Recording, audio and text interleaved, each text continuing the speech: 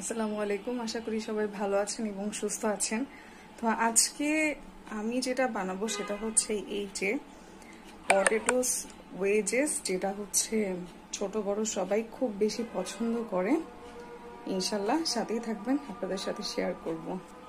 হচ্ছে কাটা আলুগুলোকে সিদ্ধ করে নিব প্রথমে লবণ দিয়ে, হাফ সিদ্ধ যাকে বলে, যাতে করে ভাজলে পুরোপুরি ভাবে ভাজা হয়।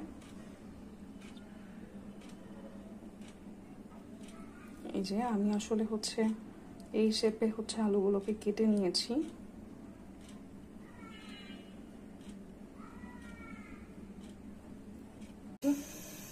পানিতে একটু লবণ দিয়ে তারপর হচ্ছে সবগুলো কেটে রাখা আলু আমি এইভাবে সিদ্ধ করে নিচ্ছি।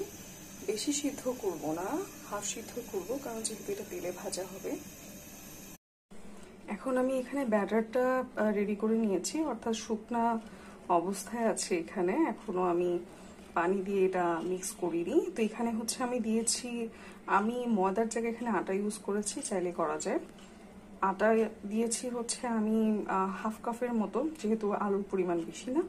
তারপরে হচ্ছে সেম অ্যাজ হচ্ছে কর্নফ্লাওয়ার দিয়েছি, হালকা একটু বেকিং সোডা দিয়েছি, এটা ক্রিস্পি রাখে। তারপরে দিয়েছি পাপরিকা পাউডার কালারের জন্য, সল্ট অবশ্যই পরিমাণ মতো, অরিগ্যানো। আর এখানে হচ্ছে আমি ইউজ করেছি যে এটা হচ্ছে মরিচ বাটা, মানে আমাদের বাসায় হচ্ছে মরিচ বাটাটা খাওয়া হয়, পাউডার যেটা কেনা থাকে সচরাচর ওটার থেকে আমরা পাটায় বাটা যেটা, সেটা বেশি প্রেফার করি। আর আমি স্বাদের জন্য দিয়েছি এখানে টমেটোর সস, আমার কাছে এটা টেস্ট অনেক ভালো লাগে, তাই হচ্ছে আমি অ্যাড করেছি। এখন আমি এটাকে মিক্স করব, তারপরে হচ্ছে পানি দিয়ে আসলে অ্যাড করব, আরো যেটা লিকুইড ব্যাটার যেটা সেটা বানাবো। তার আগে হচ্ছে প্রপারলি মশলাগুলো আমি মিক্স করে নিব। দেখতেই পাচ্ছেন ব্যাটারের কালারটা মাশাআল্লাহ কত সুন্দর এসছে। এখন আমি মিক্স করে নিব।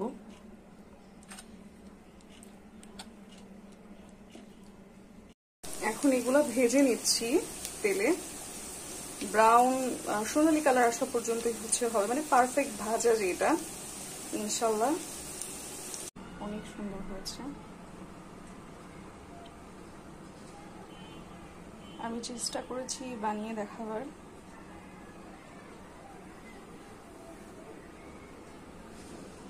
ইনশাল্লাহ আশা করি আপনাদের ভালো লেগেছে। যদি ভালো লেগে থাকে অবশ্যই লাইক, কমেন্ট এবং অবশ্যই সাবস্ক্রাইব করতে ভুলবেন না। ধন্যবাদ সবাইকে। আল্লাহ হাফেজ।